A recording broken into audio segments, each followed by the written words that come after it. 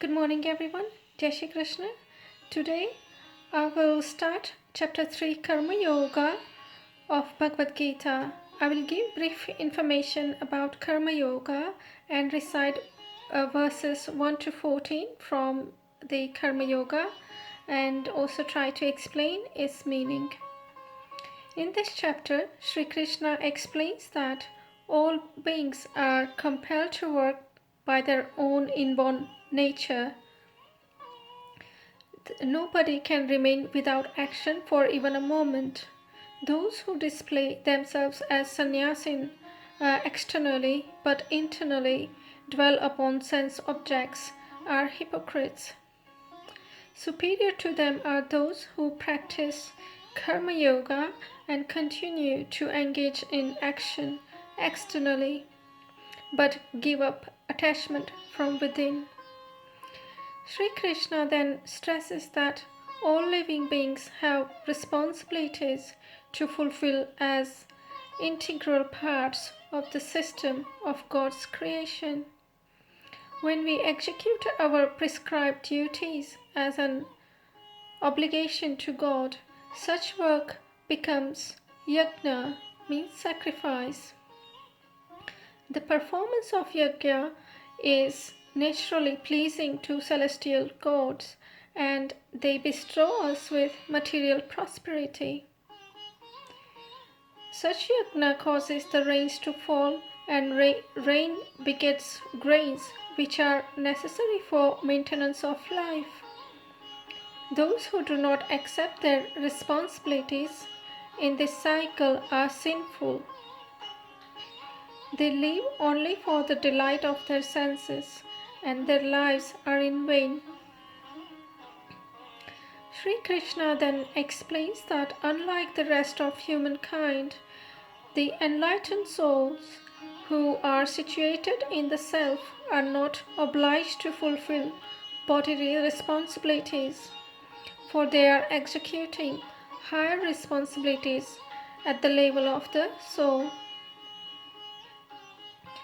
Arjuna then asks why people commit sinful acts even unwillingly as if by force.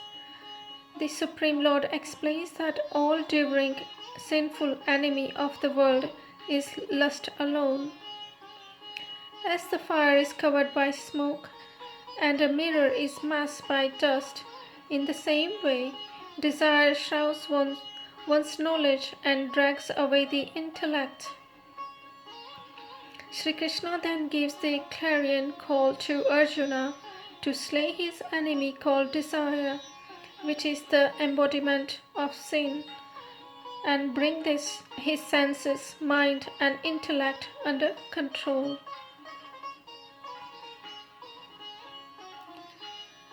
Karma Yoga verses 1 to 14.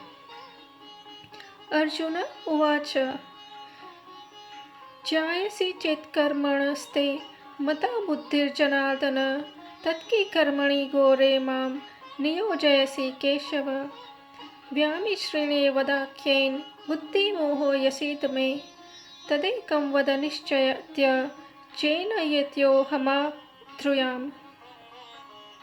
Shri Bhagwan Uvacha Loke tasmi dvi vidya nishtha Pura prokta madanadya Gnana yogena shakhyanam Karma yogen yoginam Na karmanam naramba Traiksha karma purushostrute Na cha sanyasana deva Siddhi samadhikachati Nahi kaschittaramapi jatu Titya karmana kruta Karyate hridayashah karma सर्व प्रकृति जैर्गुणे है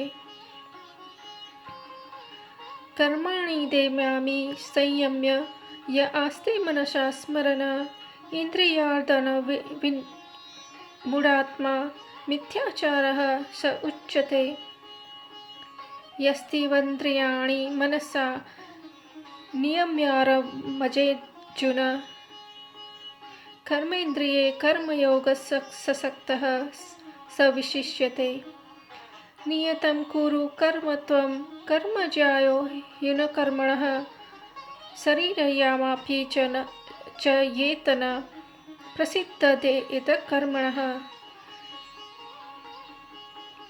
यज्ञात्मा कर्मणो अन्यत्र लोकोऽयं कर्मबन्धनः तदर्थ कर्म कौन्तेय मुक्तसहं समाचर सह यज्ञः प्रजाः सृष्टा पुरोवाच प्रजापतिः अनेन प्रसिद्धमेप वो अशिष्टं कामुदक देवान् भावतानयेत